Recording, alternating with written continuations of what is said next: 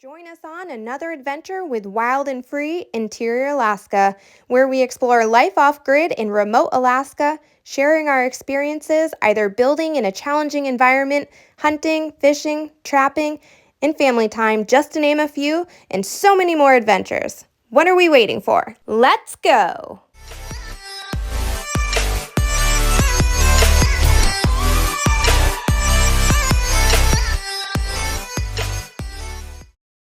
Now that the big project of sanding, cleaning, and staining the cabin is finally complete, we are now in building mode. And of course, it's fall. It's getting a little chilly. It's raining a lot. Why wouldn't we want that to complicate things? Of course, before we can actively get building this foundation, we must haul more supplies. It seems never ending that we are taking trip after trip after trip out here with all of our supplies in order to build this. Now, the workshop that we are going to talk more about is a stick build this time, so maybe that's why there's so many different pieces, it feels like, in this puzzle that we're about to put back together and make come to life out here. We are back at it in building mode to beat the snow. I don't know why we always do this to ourselves, but that's just how timing has it because our summer is so incredibly short up here and it's fall. So we're going to get busy. We're going to show you how we are starting to build our multi-use building that you've heard us mention several times by now out here at our cabin property. So this building is going to house a workshop primarily, some guest beds, a heated shower, and just general tool storage and anything else that you could imagine. So we're going to get started with the hardest part in this episode, which is the foundation. And if you've seen other things that we've done out here, the permafrost is no joke when you start unveiling that.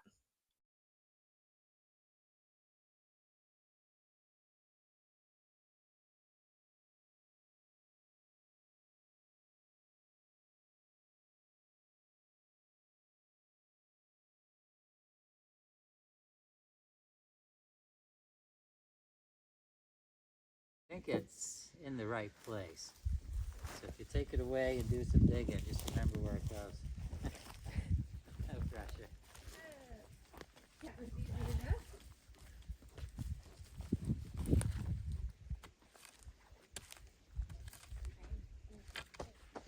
want to stay over here?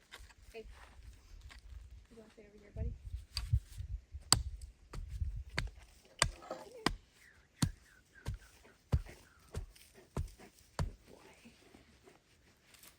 Good boy. And it's not quite square with the house, but that stump prevented it from getting perfectly square. Yeah. Close is good. I'm digging here. What's under there? What's under there, Dad? He was Want some helping. help? You think I can do that too? Like, do you agree? Like, well, I don't know about that. Like, Yeah. Nope. Like, what is it that you're working on? What's that look like? It's good to go. Down. Down more. Bruce is ready to help.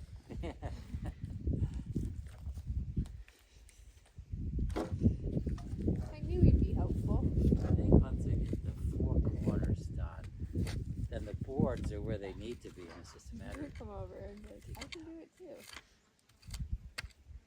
Why work harder when you can use him? There's lots of roots under here. Yeah. But you haven't noticed. You helping? Greg, do you need help Mine's with that done, one? Bruce. Mine's done. He doesn't understand this beating part though. He's like, what are you doing? Bruce. So do you need help carrying that? It definitely looks high on this side, but Yeah, but let's see. I'm wrong.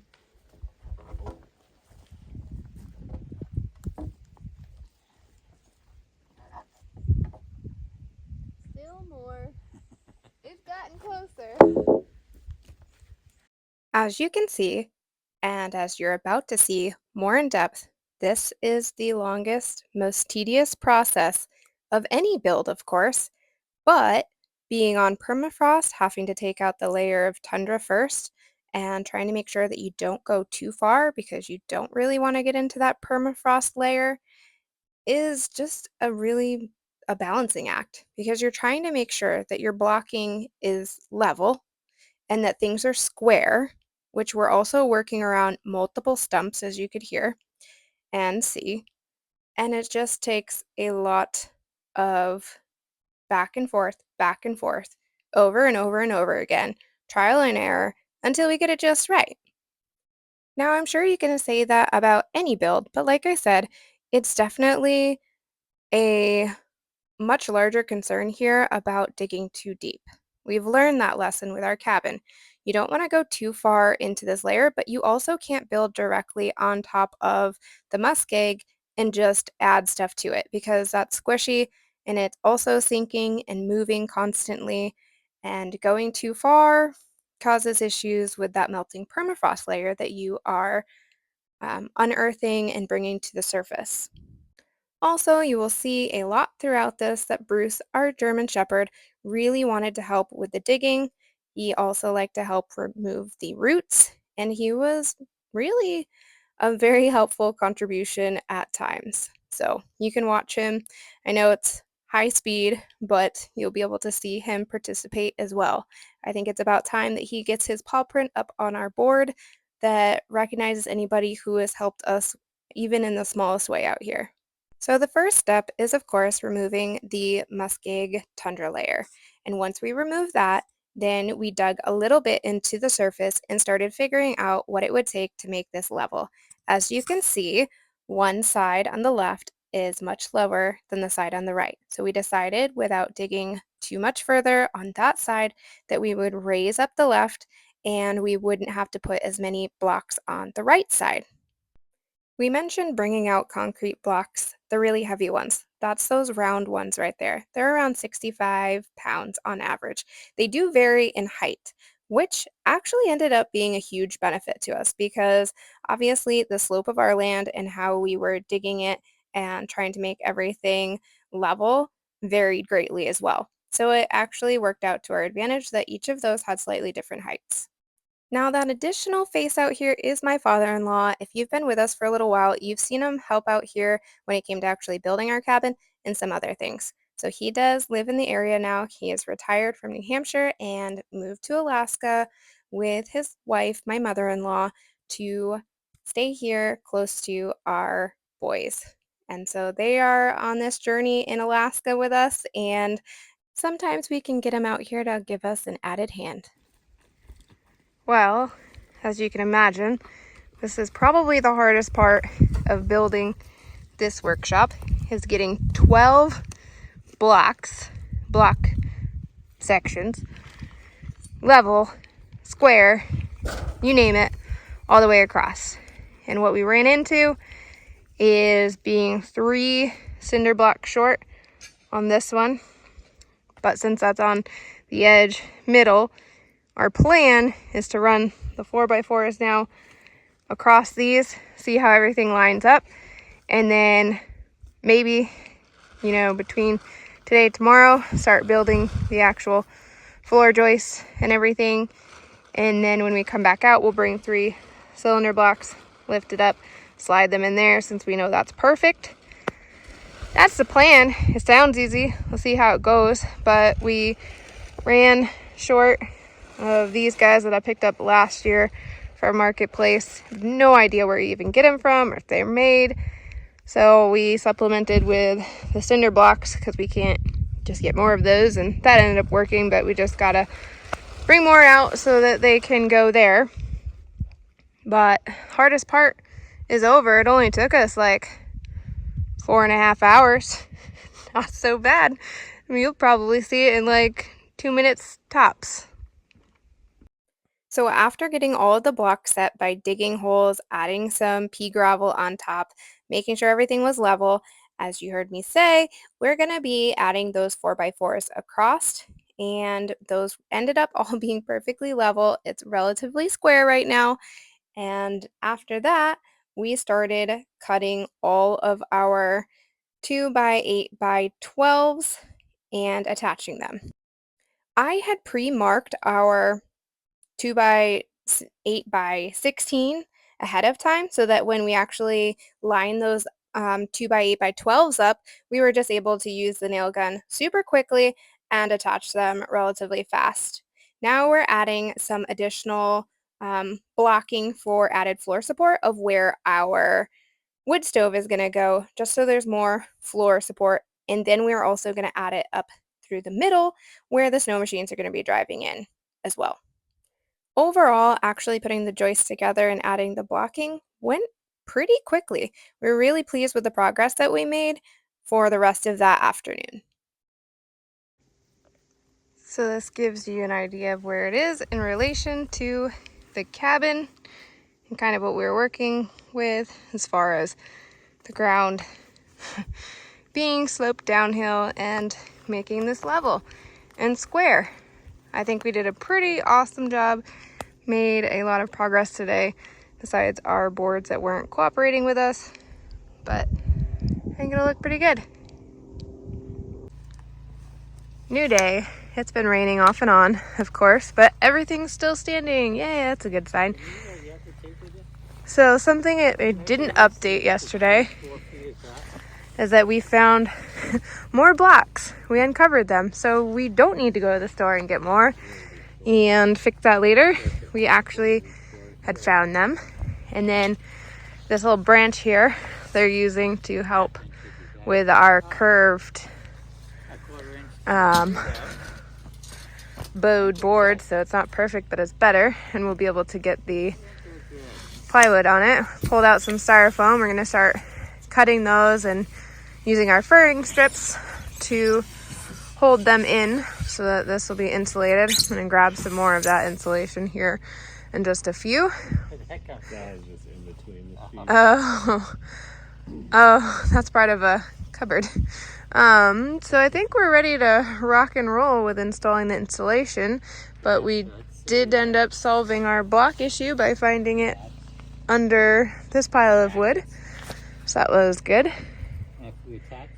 And we'll make some hopefully good progress today, although it's been very, very wet. After doing some math to see how many furring strips I brought out that just happened to be in a bundle at the store to figure out the length to cut them so that we could cover the majority of the space in between each of these joists, we started measuring and cutting all of those, and my husband was starting to cut all of the insulation to go in between. In the meantime, I was taking hurricane ties and putting them all around from the edge of the board onto that 4x4. I know there's a name for that board, but I can never remember what it is, but you get the point. That's to make sure that the foundation is actually attached to those 4x4s so that everything stays together, ideally. So far things are going pretty smoothly. So we made a jig so that we would install these furring strips at the proper depth so that when we put in the insulation here, it goes right in line with the joist, so it's on the surface. And we had the debate again of what side goes up. Decided it really doesn't matter, so we're just doing what we did in the cabin when we didn't have internet. Whether that's right or wrong, I'm sure you'll let us know. And I installed hurricane ties down the side. That'll help hold those bowed 16-foot joists in place because they're attached to the 4x4s. And he's cut the insulation so far for the inside ones. The outsides are slightly different lengths, so we will do those soon. We're gonna cut the rest of those furring strips, pop them all in, drop in the insulation, get that plywood on top, hopefully, and cover it all until next weekend. Cutting the insulation is always a very messy job. It gets everywhere, but that went pretty quickly. This is leftover insulation that we had brought out when we were building our cabin, and we knew we had plenty out here based on the inventory that I had taken. So we are fitting those into each place around the blocking, and as you can see, I'm installing the furring strips throughout the length of the side over there, working my way back across over here, trying to stay ahead of them so that they can pop in all of that insulation. But we ran into some issues with our warped boards on the side. Well, now that the insulation is in, we're gonna move on to getting the plywood on, and that'll be a wrap for this weekend before we head back to town and come back out next weekend and hopefully get the walls up and the rafters and maybe the roof on. We'll see how it all goes. Things usually never go as planned and we're missing things, and honestly, I don't even know what our plans really entail for all the lumber we have and if we have all the lumber, because we're kind of following plans, but we've also like adapted it to what we need, and we're just gonna kind of figure it out and see if we've got what we need. Up to this point, we've struggled with all of those edges being completely warped from the weight of the other wood laying on them. I don't know, but they were straight when we purchased them or got them delivered to us and not when we were putting them out. So we've used the logs, as you can see on the left side there, there's some all around, to try to push those in and keep them as straight as possible. But it's definitely throwing things off when it comes to being square, which is the issue we're running into now, having to adjust these end walls. Because we don't have a blocking piece in this last one to set it exactly where it needs to go, although we thought the styrofoam was perfect, is pushing it out a little too far, bowing it, so that it was no longer going to be square with the edge of the plywood. So we just trimmed it off, and hopefully then we'll get the flexibility of moving that board into place where we need it so that the edges are square again, because it had bowed out. So that's what we're trying to do. Much like making the ground level, this was a process of a lot of trial and error. We kept cutting, trimming, pushing it, trying to make it as absolutely square as possible, because when we set the boards there, everything was fine. But then as things started to coming together, the warped outside edges and these end walls started to really reveal themselves and throw everything off, of course. So trying to get everything square is just as hard as trying to get everything level, and it took a lot of time. And here comes the rain again. Once the rain kind of diminished, we started bringing out the pieces of plywood so that we could set them up and just see how they were all lying, to see how square they were. Now, that's not how the floor is actually going to be, and I was a little worried, so I stopped them to check and ask about that, but they were just putting everything out there so that they had something to measure with and against to figure out the square ends, which still proved to be a challenge and took a lot of time going back and forth, making adjustments over and over again, especially with the insulation in there. I think soon we'll settle for good enough.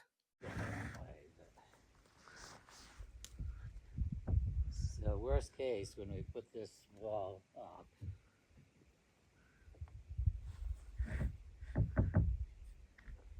it will be, either we'll hang it over Yeah.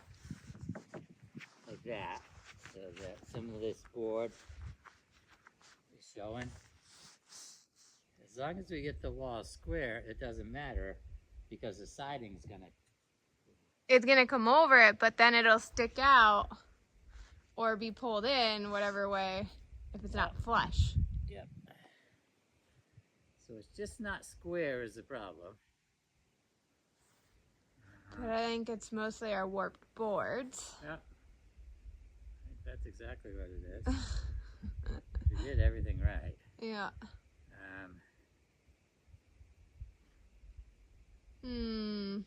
So, all right.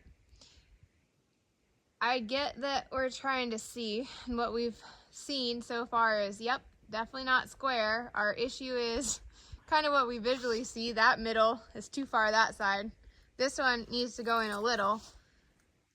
And then I feel like the edges will kind of fall into place as long as we can get the middle set of the board. So like if we did this edge right here on the left that we'd been tinkering with for so long. Yep. And we adhere that one. Yep. But then we work to the next middle one right here, which we probably need to push in just a little as well. Yep. And For both ends. yep, and it might make more sense before we do this middle one to do the opposite middle one because I think it needs to move more. Yeah.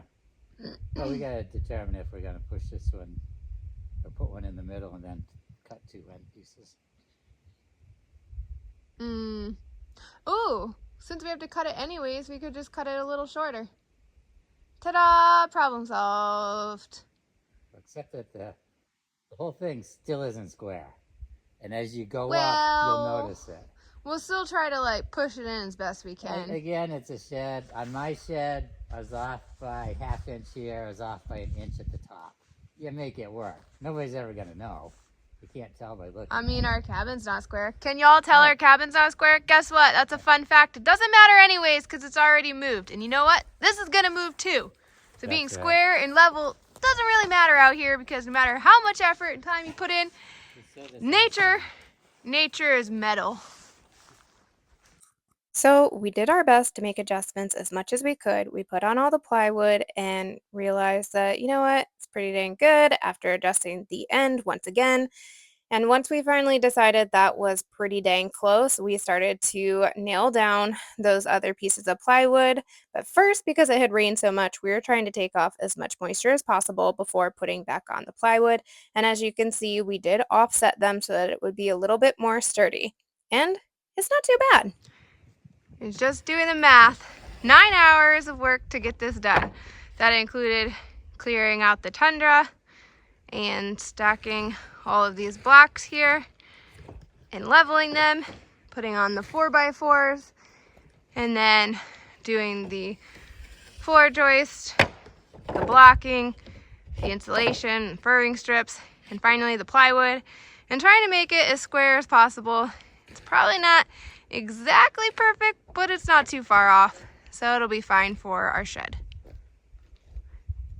Now that it was good enough, we sorted through all of our lumber so that it would be easily accessible when we start building the walls by making sure that we had what we needed readily available so that we could also use that large tarp to cover it because it keeps raining. So we got all of this shuffled around, got this lumber covered again, and then we're able to use the large tarp to cover our platform. Hopefully it will stay in place so that when we get out there next weekend, everything will be nice and dry and we can try to start building some walls, maybe some rafters, and maybe even a roof. Only time will tell until we get back out here again for another adventure. Well, it's exactly 1 p.m. Started at 9 a.m. So honest days, half day's work.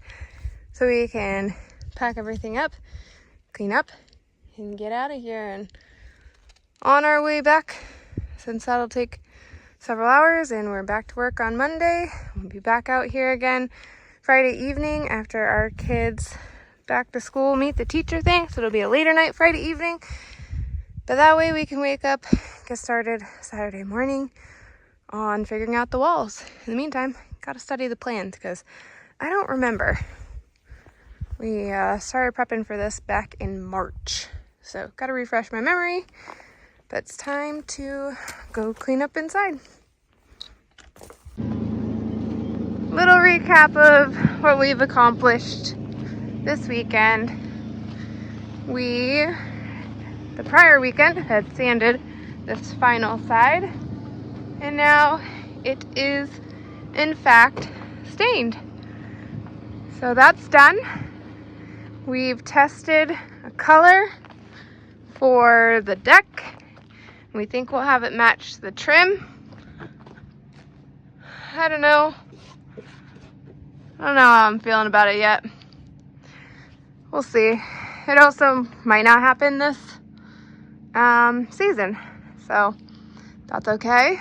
That's gonna be a next year project, but thinking that we will do the fascia boards, the trim.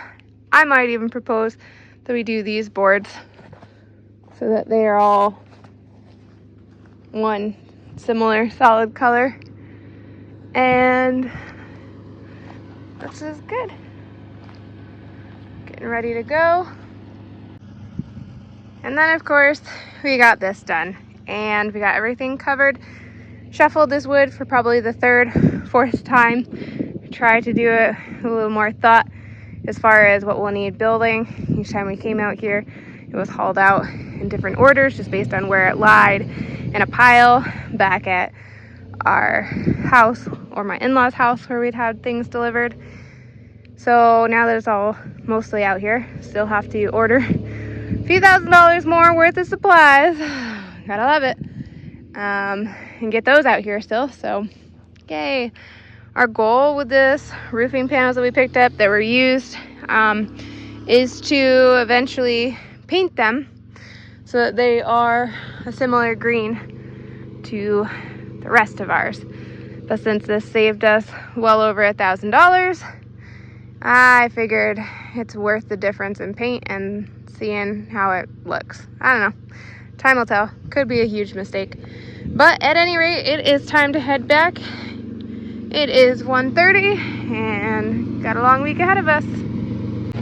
Of course it's raining again. It is fall after all out here already. That's pretty much August 10th is fall date. And what I want you to look at, I know we're moving, but look how fast these clouds are moving. Like they are literally cruising.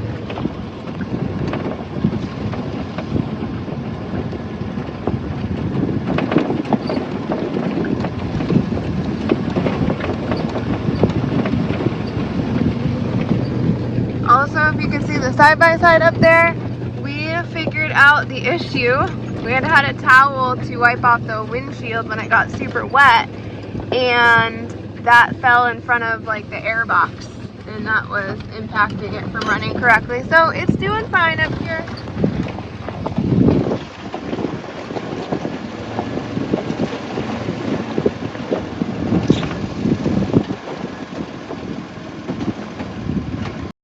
This is classic fall weather right when it's about to be caribou season in a few weeks, where it's just complete whiteout conditions. It's raining nonstop, there's a whole bunch of fog, it's heavy, and you really can't see much in front of you or around you. Despite all of the rain off and on nonstop, we had a really productive weekend out here. Hopefully, we'll continue to make good progress as we kind of rush through this project in order to get it done before the snow flies, because typically that is around the first week of September and we're under a time crunch. Thanks for joining us. Give us a like and subscribe and follow for our next adventures on Wild and Free Interior Alaska.